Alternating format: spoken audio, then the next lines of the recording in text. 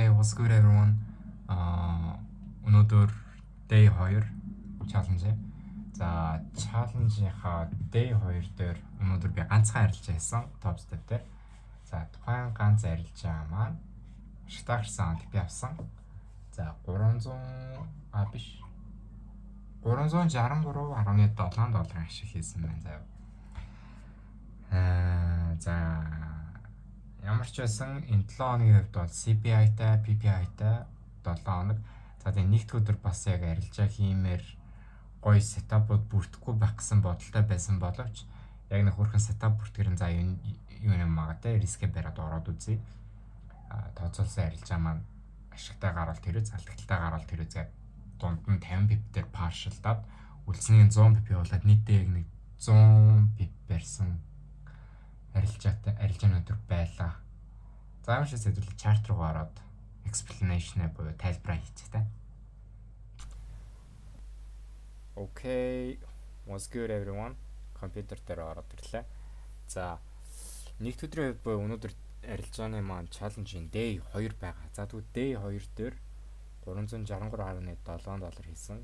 За арилжааныхаа brief explanation буюу нэг бага тайлбар явъя. За орсон арилжаагаа partial хагаад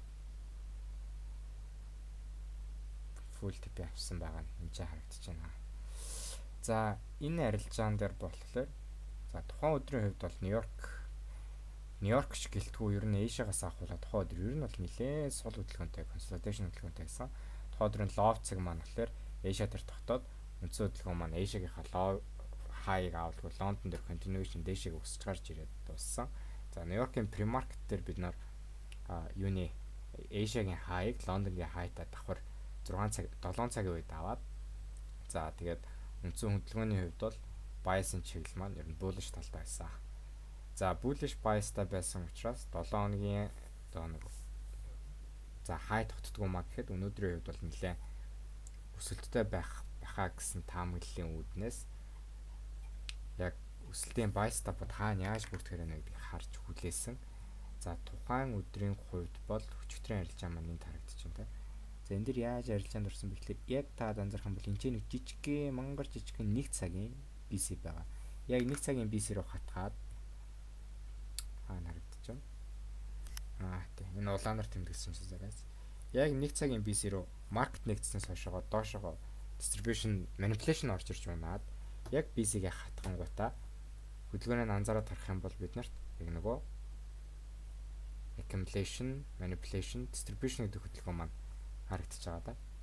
За яг энэ үднэс би buy арилжааны setup бүлээсэн. За энэ дээр бол айгүй гоё setup бүрдсэн болохоор ханш биднэрт liquidity-г аваад нэлээд сайн lower low liquidity аваад энэ low-ууд дээр биднэрт S&P 500-аа зөв S&P өсгөж өгсөн байгаа.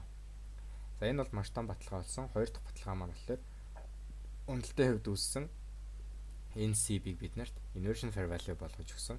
Энэ миний хоёр дахь баталгаа байсан. За тэгээ гурав дахь баталгаа маань 1 цагийн CB руу хатгсан SMT-тэй гэдгээрээ. За тэгээд дөрөв дахь баталгаа маань болохоор дээшээгээ биднэрт market structure shift болон change in the state гэдэг өгсөн.